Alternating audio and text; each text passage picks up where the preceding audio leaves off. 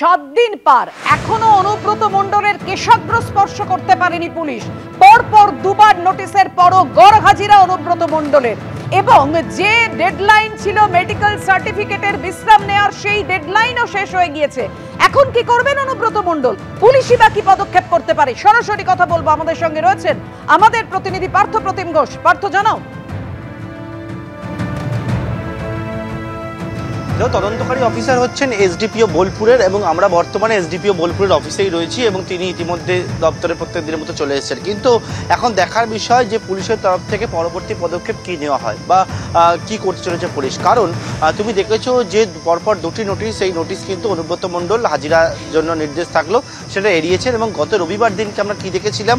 আমরা দেখেছিলাম শনিবার রাত্রেবেলা, অর্থাৎ 31 তারিখ রাত্রেবেলা মেয়ের, সেক্ষেত্রে কিন্তু অনুব্রত মণ্ডল অসুস্থ বলে একটি সার্টিফিকেট, চিকিৎসকের সার্টিফিকেট, এবং সেখানে বলা ছিল 5 দিনের জন্য রেস্টের পরামর্শ চিকিৎসকের।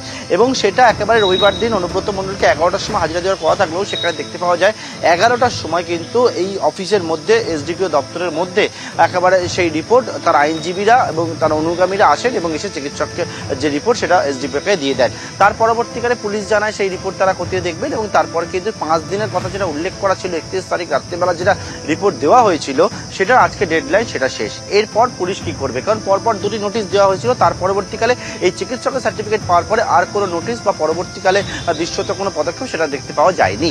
এবারে পুলিশ আজকে কি করতে চলেছে বা পুলিশ কি করবে বা অনুব্রত মণ্ডলের স্ট্র্যাটেজি দিয়ে বা কি হবে, সেই সমস্ত দিকেই বর্তমানে নজর রয়েছে। তবে এখনো পর্যন্ত অনুব্রত মণ্ডলের ক্ষেত্রে পুলিশ কি করেছে সেই বিষয়ে কোনো তথ্য, বিস্তারিত কোনো তথ্য তদন্ত সম্পর্কে সেটা কিন্তু পুলিশের তরফ থেকে আর নতুন করে তুলে ধরা হয়নি। পাপিয়া, ধন্যবাদ পার্থ।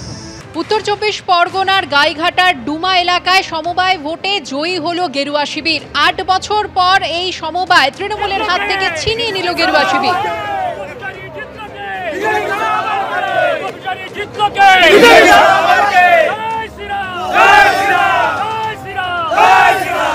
সমীরণ পাল আমাদের প্রতিনিধি রয়েছেন এই মুহূর্তে টেলিফোন লাইনে। সমীরণ, ভোটের ফলাফল কি? নেতৃত্বরা কি বলছেন?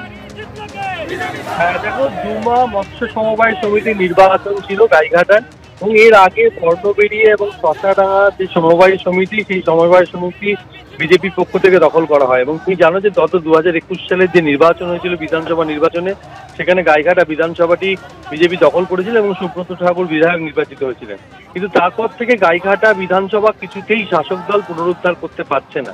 এখন দেখা যাচ্ছে যে মৎস্য সমবায় সমিতির মতো যে সমবায় সমিতির নির্বাচনে শাসক দল নিজেদের ক্ষমতাচ্যুত হচ্ছে। এবং এখানে যেটা ডুমা মৎস্য সমবায় সমিতি গত 8 বছর আগে যেটা তৃণমূলের দখলে ছিল, সেখানে গতকাল সবাইপুরের স্কুলে নির্বাচন ছিল। সেক্ষেত্রে যে 9টি আসনের মধ্যে 8টি আসনে বিজেপি প্রার্থীদের সমর্থ হয়েছিল, কিন্তু তৃণমূলের পক্ষ থেকে 9টি আসনেই প্রার্থী দেওয়া ছিল। কিন্তু গতকাল রাতে যে ফল প্রকাশ হয় তাতে দেখা যাচ্ছে যে 9টি আসনের মধ্যে 6টি বিজেপি দখল করেছে এবং মাত্র 3টি আসনে তৃণমূল জয়লাভ করেছে। 6-3 ব্যবধানে বিজেপির পক্ষ থেকে এই ডুমা মৎস্য সমবায় সমিতি দখল করা হয়েছে। বিজেপির পক্ষ থেকে দাবি করা হচ্ছে যে এই ধরনের সমবায় সমিতিগুলোতে যারা দায়িত্বে আসছেন তৃণমূলের পক্ষ থেকে, তারা যেভাবে দুর্নীতি করছেন সেই কারণে এই সমস্ত সমবায় সমিতি শাসক দলের হাতছাড়া হচ্ছে। অপরদিকে তৃণমূলের তরফ থেকে বলা হচ্ছে যে যেভাবে গাইঘাটার উন্নয়ন করা হয়েছে, সেক্ষেত্রে কেন সমবায় সমিতি হাতছাড়া হলো তারা দলের তরফ থেকে তদন্ত করে বিষয়টি দেখবে।